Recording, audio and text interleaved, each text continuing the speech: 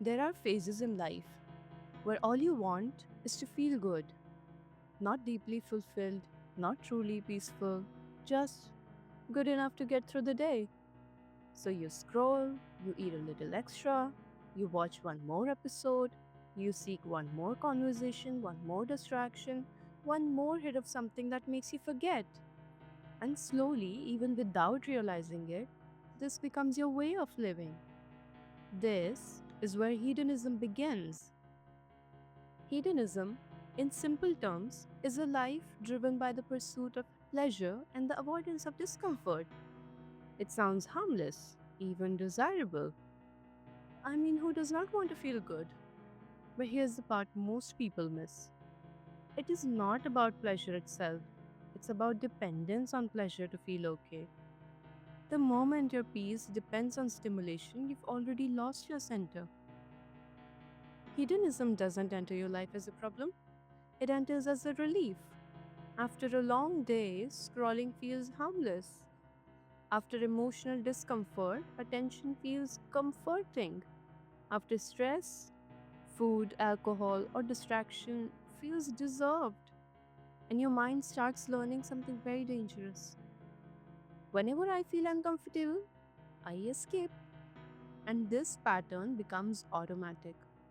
You don't choose it anymore, it starts choosing you. But here is where it gets real. What feels like pleasure is often just removal of discomfort for a few moments. And underneath all that stimulation, your energy starts becoming heavy. This is where it quietly shifts into inertia. Not dramatic, not obvious, but slow, dense, and pulling you down. You begin to feel less motivated, more distracted, slightly disconnected from yourself, unable to sit in silence, restless, but also tired. Your body feels heavy, your mind feels foggy, your willpower, it just starts weakening. And the worst part, you still keep reaching for the same things, hoping they will make you feel better. At some point, something changes. The same thing that once excited you don't hit the same way anymore. Scrolling feels empty, conversations feel superficial, food feels excessive, entertainment feels like noise, and yet you keep doing it. This is the trap because now it's no longer pleasure, it's compulsion. And that compulsion slowly becomes a kind of silent depression. There comes a phase where you're not exactly sad, but you're not alive either. You woke up without enthusiasm. You move through the day without depth. You distract yourself just enough to avoid facing it. Inside, it feels like something has gone numb. This is what unchecked hedonism does. Not instantly, but gradually, consistently. It disconnects you from your own vitality. And let's be very clear here.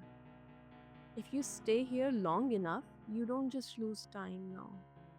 You lose your capacity to feel deeply, think clearly, and act meaningfully. You lose your direction. You lose your discipline. You lose your inner strength. No external pleasure can compensate for that. And at some point, you have to decide, do I want temporary comfort or a life that actually feels alive? You don't break this pattern with extreme discipline overnight, no. You begin with awareness and small, intentional shifts. For starters, start noticing your escapes, not judging, just observing. When do you reach for your phone? When do you avoid being with yourself? Awareness is the first crack in the pattern. Secondly, reduce. Not eliminate, but reduce your dependencies. Don't try to quit everything at once. If you scroll 3 hours, bring it to 2. If you binge, reduce the frequency. This is not a punishment, it's reclaiming control. Then reintroduce conscious discomfort. Sit without stimulation for a few minutes. Go for a walk without music. Eat one meal without distraction. At first, it will feel uncomfortable. That discomfort is not a problem, it's your system waking up. Channel your energy into constructive action. Move your body, work toward building something. Create, build, engage. Constructive action, when directed properly, helps you come out of that inertia, that mode of ignorance. Gradually, cultivate the mode of goodness. Bring in moments of clarity and stillness, silence, reflection, journaling, meaningful conversations. You don't jump into peace, you build toward it. Something very subtle but powerful begins to shift. Your mind becomes clearer, your energy feels lighter. You don't need constant stimulation anymore. You start enjoying simpler things. You feel more present, more in control, and most importantly, you start feeling alive again. Not excited all the time, but deeply, steadily alive. So before you try to change everything, just begin here. Become aware. Notice what you run toward and what are you trying to avoid. Because freedom from hedonism is not about rejecting pleasure, it's about no longer needing it to feel complete. And that shift changes everything.